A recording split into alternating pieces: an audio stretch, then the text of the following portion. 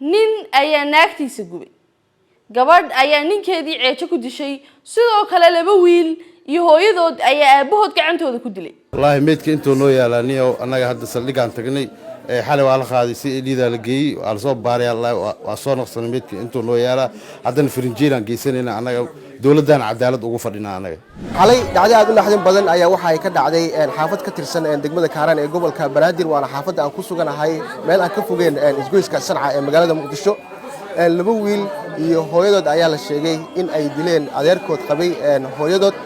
waxaa la tilmaamay in marka hore muran uu soo kala dhaxgalay hooyada iyo aabaha oo lagu magacaabayay Ibrahim Xasan kadibna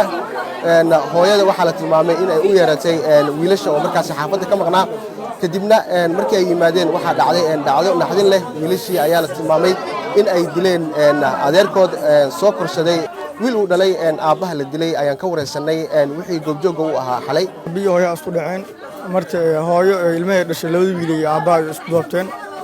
hooyo aabana way isdileen markii aabana midiya lagu dhuftay may hal wiil xaafad jooda wiil talna waa la wacay in aabo oo lagu doobtay aan meeshaan intaay in aab bindil uu dhafay artay tilcili Ismaaciil in madaxa budliya dhuftay adiga maxaa ku soo gaaray may wax yaris leh madax la budliya may budbud tooro aabiyo hooyo wax yar isku qabsadeen aabaad aan qaad sameeyay oo isha hooyo ku dhaftay fiir marta hooyo yarteeda wax qolka soo dal biriya hoosh la meena marta qolkii soo dalay hooyo yarteeda weentay wactay yarteeda imaaday yarteeda iyo aab iyo hooyo saddexdii isku dhaceen martaas ay arintay kadibna maxaa dhacay kadibna aabba midiru dhuftay aabana banaanto astay inoo caad ah u maleeyay banaanto ku dhiid baxay dilalka qoysaska ayaa ku soo badanaya Soomaalida dhexdeeda kuwani waa saddexdii dhacdo ee ugu argagaxa badnaa maalmihii la soo dhaafay ee haystay baraha ay ku kulanto bulshadu sidoo kale qaar ka mid ah dadka deegaanka iyo ehelka ayaa dhankooda waxa ay ka warameen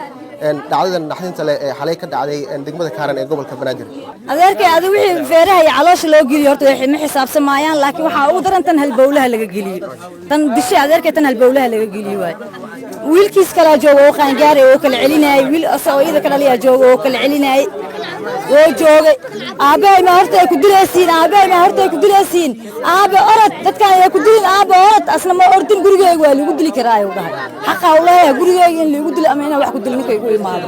wada asaan lagu dilay adeerkay meedkiisa waa arkay oo niyaala daartiin waa soo arki kartiin ina haddana waxaan jecelnahay inaan duugno marabna ilaa qofkii adeerkay oo gacanta lagu soo dhigo filinjeera gashanayna ma duugo ma la duugo ma la soo qaban xalay arinta dhacday anagana saaka iimaanay wala dhacdo xanuun badan aan ka dhacday xalay qiiro meeshan waxa taala indho xumo wiil adiga adeer u yahay aan soo weeraray aniga guriga joogay maxaa la markuu falka dhacay albaabkayga ka dhacay marka maxaa la dhahay gabadha adiga saa qabay adiga waa is dagaaleen dharbaxsho ma axsaas oo ku dhuftay wiilkeeda wactay kaal ninkan dil camal adiga waa imaad toorey la isku qabsaday adiga saddexdooda isla dileen waa wiil la wiil iyada dhashay iyada masaaray soo qabsatay asigii waxa soo qabsaday maxaa la dhahay toorey asigii tooreyda waa loo xoog badiyay wax ma gaarsiinin laakiin iyaka ku goobteen maxaa la dhahay marka dhacdo xanuun badan adag si hadli karina meeshan ka jirto marka wiilka walaalkeen oo ah diriskay oo ahay maxaa la dhahay waxa maanta maxaa la dhahay ku aragtay indhay waxa ku arkay soo tooreyda oo saas lagu dhahay la soo la galiyay ma arkin bo yani waa ka fogtay naftiga qof kale celiyay iyada celiyay labada wiil la soo saanay u haystaan ka tagaan iyada celiyay idinta celiyay ninka marka tooreyda halbowlaha bartaas loogu jaray hadii loogu jaray ba anaka waa raadinay waa weynay marka dambe inuu nool yahay u maleeyay iyaka waa naga tageen mootay qabsadeen dada mooto u keeneen mootadii maxaa la hadii lagu waday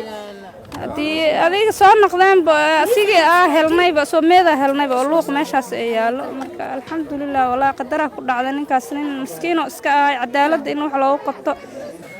xalay 4 saac meeshan ka tagay abaara meeshan ku sheekaysanay markaas kadib maartay 6 saac markii la gaaray la dilay maartay xalira gacan ka gardarnaa dishay wiilku waa walaalkay ma fahanti marka gacan ka gardarnaa dishay cadaaladaan rabnaa maxaa la yiraahdaa laba wiil oo gabarta oo maartay asaga qabay oo dhashay maartay maxaa la yiraahdaa toorey ay ku dileen toorey u adeegsadaan maartay maxaa la yiraahdaa marka cadaaladaan rabnaa ilmaha labada wiil asaas soo korsay wiilka kalena asaas soo korsaday gadaal dambana abootadiisa ka wadatay wiilna asaas soo korsaday asaga guri macnaha u joogo wiilkiisa uu ahaayay markuu weynaadina maxaa la yiraahdaa asaga alkumay oo naag ku daray gadaal dambana waa ka caasiyo maaragtay tan oo maaragtay mindi ku dili waay ma aha wiilka oo meesha lagu dilay walaalkii waay adeerkii dhalay marka xaaskiisa iyo lama igaarooyada dhashay oo qodku soo koriyay si xaaskiisa isku dhayn ana meesha ma joogin eelash biyaha joogo habeenkii 6 sano telefoon lii soo diray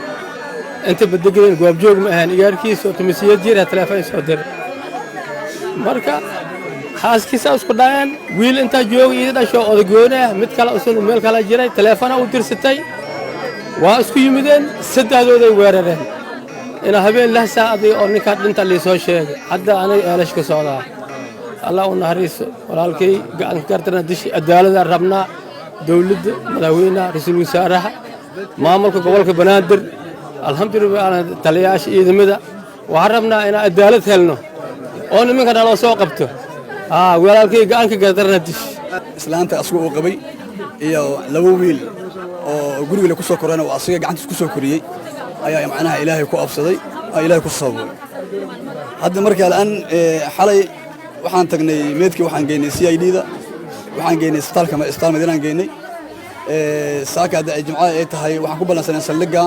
Kaaraan 2 saac aan ku balansanay waan tagnay waa xilli jimco waxayna ugu dhaheen bacdu salaad hal yimaado meedkan marka waxa weeye dhowr meel ku oo macnaha laga soo duray waa dhiig baxay marka meed xilligaas gaari kara